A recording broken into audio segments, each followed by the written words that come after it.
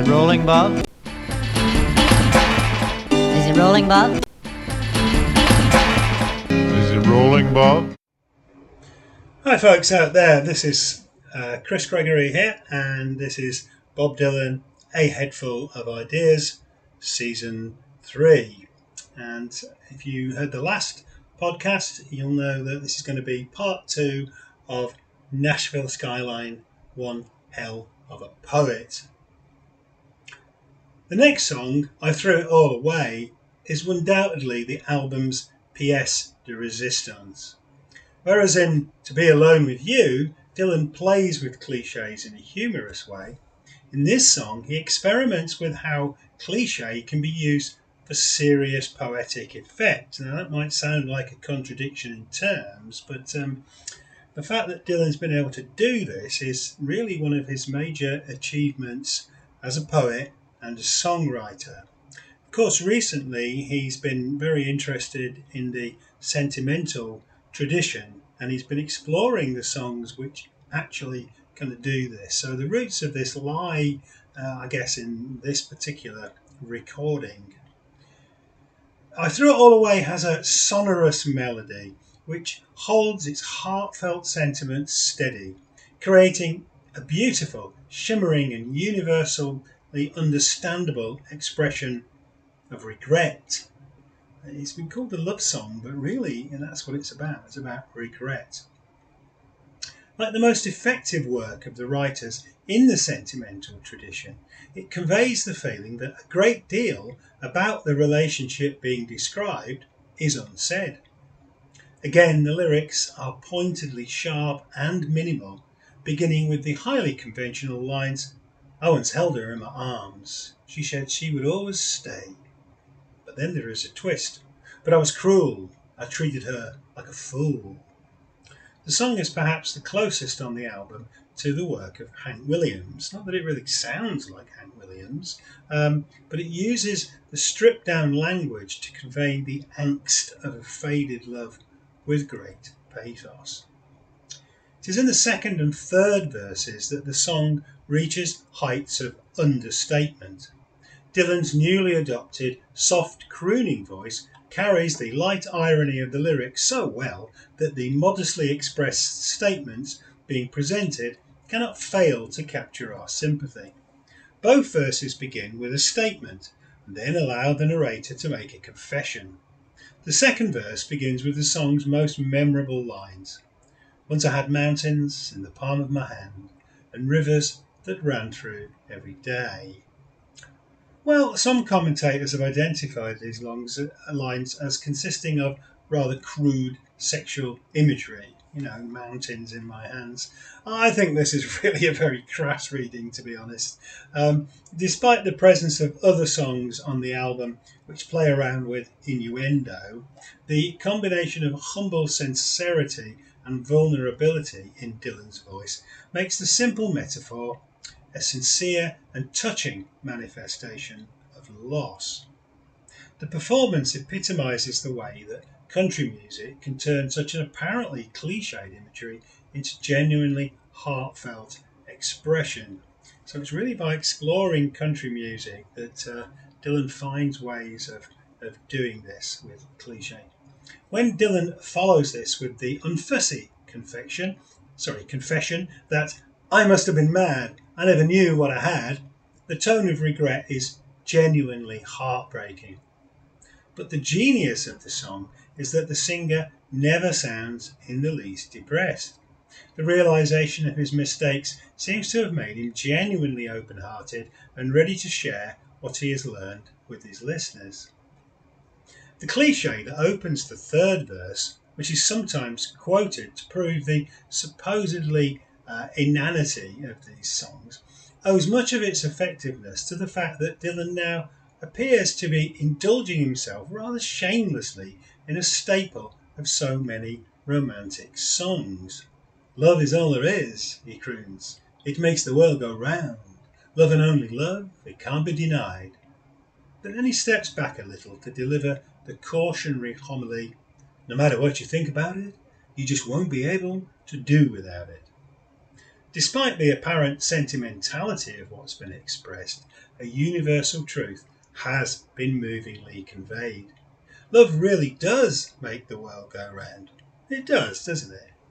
At this moment, Dylan's songwriting reaches the point at which he is able to fully embrace elements of the sentimental tradition, which have become perhaps overstated through repetition, but which convey such essential truths. And there's no doubt that Dylan sounds absolutely sincere here. Yet the lines still contain a certain level of knowing irony, which is reinforced by the folksy conclusion, "Take a tip from one who's tried." Here again, so much appears to be unsaid. The final verse merely reiterates what's gone before, extending the tone of the last line. The narrator is now giving friendly advice to his audience. So if you find someone who gives you all of her love, take it to your heart, don't let it stray. This is followed by the delicious wordplay of, "One thing for certain, you will surely be a hurtin'." The use of the final deliberately ungrammatical expression suggests that our narrator is not an educated poet or philosopher, but an everyman figure who is struggling to find the right words. He bravely shares his naivety and vulnerability with us, admitting his own status as a fallible human being whose judgment doesn't always help him achieve any kind of wisdom. I Threw It All Away is in many ways the album's central statement, demonstrating that Dylan has embraced forms of songwriting and poetic expression that he previously scorned. As well as its obvious expression of romantic regret, it's also the testament of a man who has explored many complex forms of language in his search for universal truths, but then finds he can discover such truths in locations that are, in fact, you might say, hiding in plain sight. The song presents the conceit that Dylan has, perhaps rather carelessly, thrown away his skill as a poet, and is now greatly regretting having done so. It is certainly informed by a profound sense of loss and dislocation. Yet, in throwing away obvious poeticisms, Dylan achieves a very meaningful emotional effect. The song is his most profound exploration of the pressure that was put on him by the millions of fans who wanted him to be a spokesman for their various causes. I guess this is the other level of meaning in the song. Here he is taking a deliberate step back and declaring himself to be merely someone who, when it comes down to the nitty-gritty, feels exactly like we feel. This isn't an easy song to sing, as it requires the singer to convey complex emotions through the medium of simple words. It has therefore, perhaps surprisingly, not inspired a great many cover versions. You have to be a very subtle singer to really do this song successfully. Elvis Costello and Nick Cave, however, both singers whose work acknowledges the considerable poetic power of elements of the sentimental tradition, have produced worthwhile readings. Dylan himself has only played the song around 50 times over the many decades since it was written. Most of these were actually in the 1976 and 1978 tours. The 1976 version, featured on the live Hard Rain album, is surprisingly raucous, abandoning the original melody and replacing it with a dramatic stop-start rock setting and adapting some of the lyrics. "One thing for sure," he declares loudly, "there ain't no cure if you throw it all away." The 78 version features a full big band arrangement, which buries much of the song's subtlety, unfortunately. By the time he reaches Greenville, South Carolina, on 13th of February 2002, Dylan is delivering a slower, more reflective reading.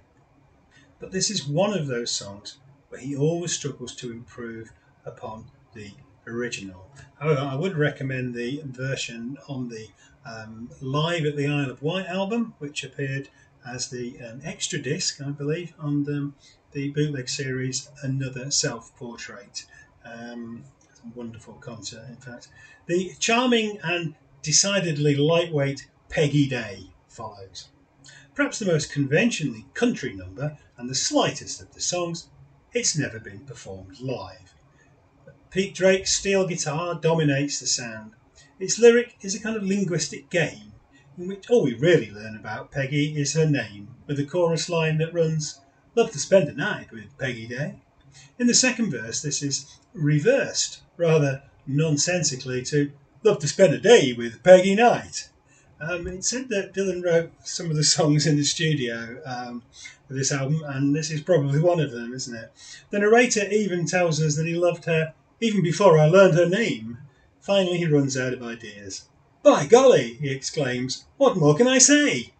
The inspiration for this song seems to be Buddy Holly's famous hit Peggy Sue, which is even more minimal, in fact, and whose lyric consists almost entirely of slightly embellished repetition of the girl's name. So, yeah, it's Dylan having a little bit of fun, really. Lay Lady Lay, however, is one of Dylan's best known songs, and it was actually quite a big hit single in Britain and America, so introducing Dylan's new voice to the world. It has become something of a rock standard, with covers by Bryan Adams, Cher, Duran Duran, yes, Richie Havens, Steve Howe, and even Neil Diamond. The Everly Brothers recorded the song in 1984 using a conventional rock backing. Richie Havens and Melanie recorded folkier interpretations. There have been few country-style covers, surprisingly enough. The song's warm and attractive melody is especially enhanced by Pete Drake's steel guitar, while Kenny Buttery supplies a distinctive click-track drum sound. The song is quite explicitly erotic, more in the manner of a jazz track than a country tune. Much of its effectiveness comes from the narrator's deliberate distancing of himself from any extreme emotions. The lyric is basically a seductive plea from another shy narrator, slightly reminiscent of the earlier "If you gotta go, go now," without the persuasive humour.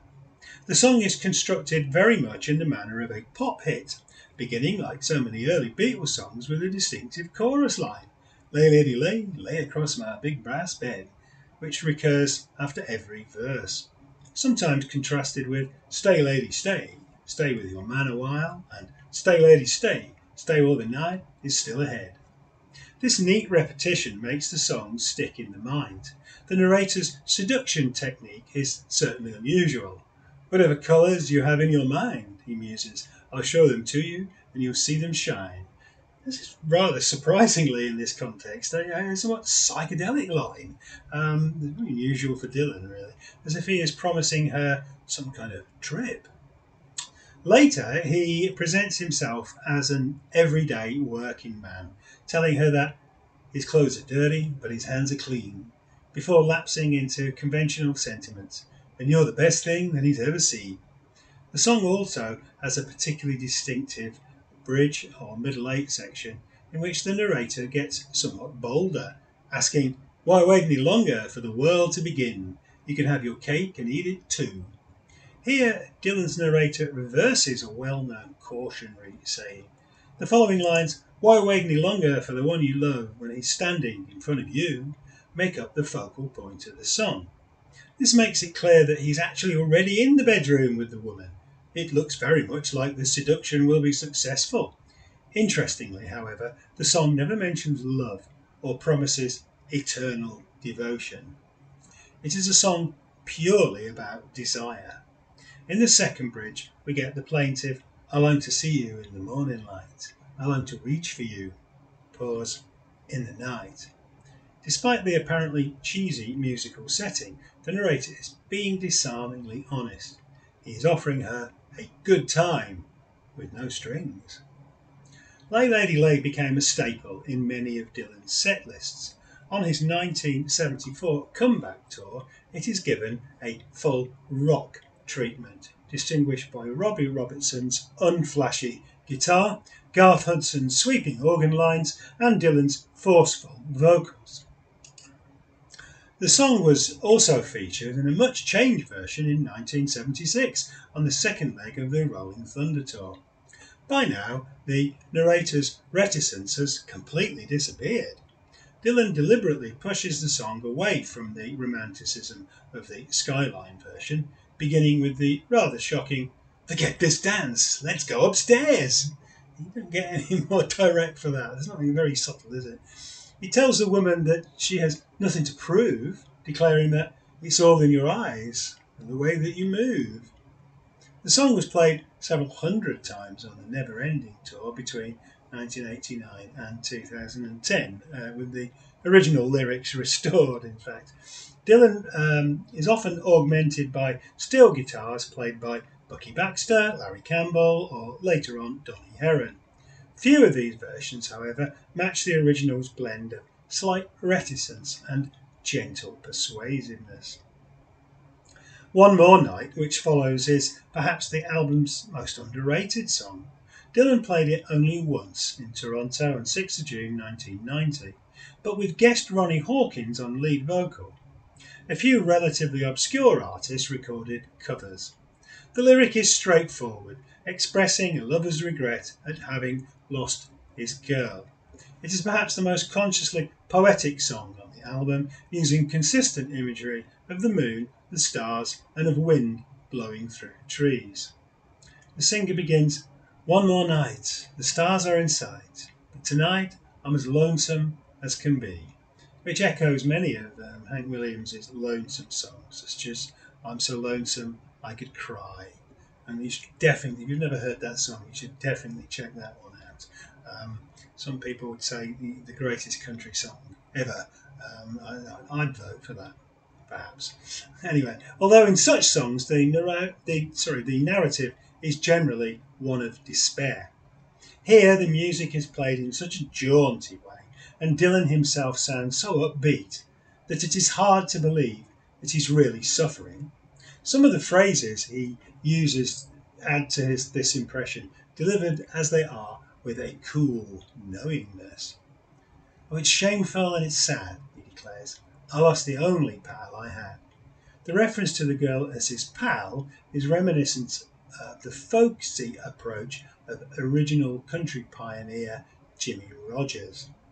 The excuse he delivers, "I just could not be what she wanted me to be," is rather weak and unconvincing, however.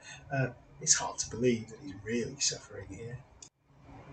Several of the phrases used in this song are especially distinctive, none more so than when the narrator declares, "I will turn my head up high to that dark and rolling sky," which appears to indicate that he is actually feeling pretty good.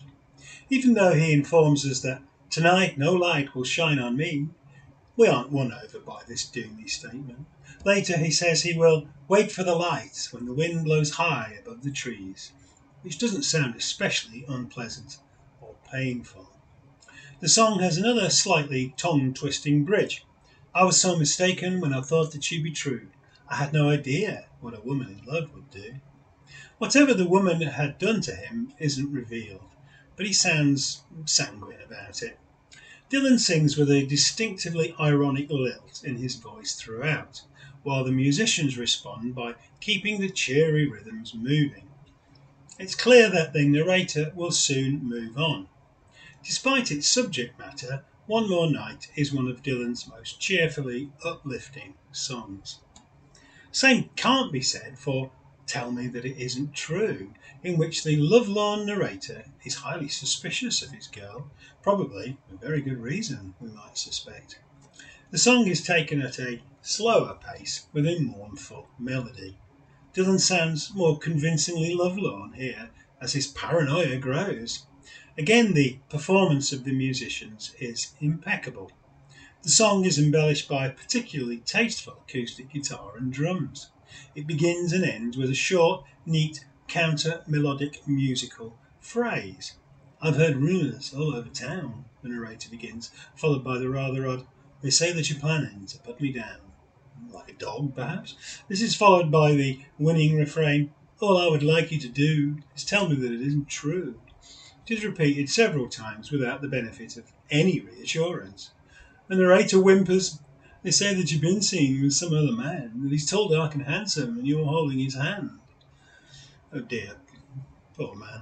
The use of the cliche tall, dark and handsome makes the narrator sound particularly desperate and certainly uncool. We never learn who they are. Perhaps he's imagining all of this. By the end of the song, he sounds even more desperate. All these awful things that I've heard, I don't want to believe them. All I want is your word. We may wonder, however, if her word will be trustworthy. The song was revived in 2000. It was played 75 times over the next 5 years, with very similar arrangements and much emotive vocalising. It's perhaps the most emotionally sincere track on the album. If Tell Me That It Isn't True is the most direct and sincere song on Nashville Skyline, Country Pie is certainly the funniest. The recording is very short, only 1 minute and 40 seconds, but it's long enough for Dylan to conjure up some wonderfully bizarre images. The song was played regularly in 2000 and 2001 in an extended version. It seems at first as if the country pie being referred to may be country music itself, as the song begins, just like old Saxophone Joe when he's got the hog's head up at his toe. This conjures up a rather unbelievable image of a drunken musician balancing a large container of alcohol on his feet. Oh me, oh my, Dylan cries, love that country pie. He then introduces us to a fiddler who plays till the break of day. This is followed by a detailed list of fruits that may be in such a pie. Raspberry, strawberry, lemon and lime, what do I care? And then blueberry, apple, cherry, pumpkin and plum. Call me for dinner, honey, I'll be there. With Dylan clearly delighting in having to extend a line. The song then takes a strange turn as Dylan sings, saddle me up a big white goose, turn me on and turn her loose. There's been much speculation about these rather surreal lines, which some have interpreted as being about drug use, especially as we get a turn me on reference here. Other commentators have seen the song as sexual innuendo, picturing the narrator as being down on his knees eating out a woman's vagina and delighting in the fruits within. In the final verse, Dylan sings, shake me up that old peach tree, little Jack Horner got nothing on me. Little Jack Horner is a character in a very well-known nursery rhyme who eats up all the pies. It is also a slang for a particular sexual act involving the insertion of a thumb into an anus. Such influences, however, do not necessarily take account of the playfully ambiguous nature of the lyrics. Bob's obviously perhaps throwing a few of these things in to amuse us, maybe. Or maybe we're just imagining it, aren't we? The recording is dominated by tasteful guitar licks and rolling piano, creating another zestful and joyful musical template. Dylan skips through the wordplay with undisguised glee. After the uncertainties displayed in the earlier songs, the final track on the album is a deliberate statement of intent, whereas in earlier country-flavoured songs like One Too Many Mornings or Mammy You Been On My Mind, his narrators can be found leaving the song on the open road, moving on from relationships and accepting their fate. Tonight I'll Be Staying Here With You is a definitive assertion of fidelity and possibly of commitment. Throw my ticket out the window, the narrator begins. Throw my suitcase out there too. He indulges in a well-worn cliche. Throw my troubles out the door. I don't need them anymore. He asserts that his plans for moving on have changed because leaving was more than I could do. He now waits for his lover to return, gleefully looking forward to what will presumably be a night of passion. In the bridge section, he appears to be giving thanks for his luck at meeting this woman whose love comes on so strong. Is it really any wonder, he asks, the love that a stranger might receive? He then indulges in conventional romantic language. You cast your spell, and I went under. Could have appeared in any number of sentimental songs. But the triumphant and heavily emphasised, I found it so difficult to leave, is both a confession of love and an admission that, despite being attached to the rambling man persona so beloved of country and blues singers, he has been bewitched by the woman. This is emphasised in the third verse, where he hears the trains moving on, but does not board the one he's bought a ticket for. Whether these statements indicate a long-term commitment, however, is unclear. The songs on this album really aren't about long-term commitments, are they? They're more about having a bit of instant fun, really, which is really in a lot of ways what the whole vibe of the whole album is. The narrator argues that he has been made to stay, almost against his will, but maybe that travelling urge will reassert itself soon. The song's had a long live career with many versions on the Rolling Thunder tour of 75-76, and one of those appears as the first track of the bootleg series Live 1975. It was also performed regularly on the Never Ending Tour between 1990 and 2006, and has been recorded by Tina Turner, Cher, Jeff Beck, Ann Peebles, and many others from quite a considerable range of musical backgrounds. The Rolling Thunder version, which appears on Live 75, as I said earlier, and was recorded at Montreal Forum on 5th of December 1975, has a spirited and highly rewritten rock arrangement. It's not really a country song at all anymore. As with To Be Alone With You, it also functions as a message to the audience. In fact, the 75 version seems to be deliberately rewritten with this in mind. It begins, "Throw my ticket in the wind, throw my mattress out there too." The second line doesn't make much sense if he's still singing about a lover. The new lyrics, such as "Throw my letters in the sand, 'cause you got to understand," are more sharp-edged and defiant than the original. When Dylan sings the cleverly self-deprecated "I was feeling a little bit scattered, and your love was all that mattered," he may well be referring to the love he gets from an audience. In the bridge, the cautious line about casting a spell is replaced by a reference to the actual show. "You came down on me like rolling thunder." Naturally, this draws a great roar from the crowd. The line, "I can hear that lonesome whistle blowing," a reference to Hank Williams' mournful prison song, "I Heard That Lonesome Whistle Blow," which Dylan recorded during the sessions for his second album, is retained from the original. But now the line about the poor boy on the street, who the narrator was going to give his seat up for, is replaced by "If there's a traveller on this road, then let him have my load," a much more Beat Generation type sentiment. As in Tangled Up in Blue, Bob is back out on the road. Several other songs on Nashville Skyline have turned out to have a much longer shelf life than might originally have been predicted. This is partly because they are strong melodic compositions with lyrics that can quite easily be changed, reinterpreted, or represented, often as humorous interludes within Dylan's live shows. They can also be easily turned into blues, jazz, or rock-inflected songs.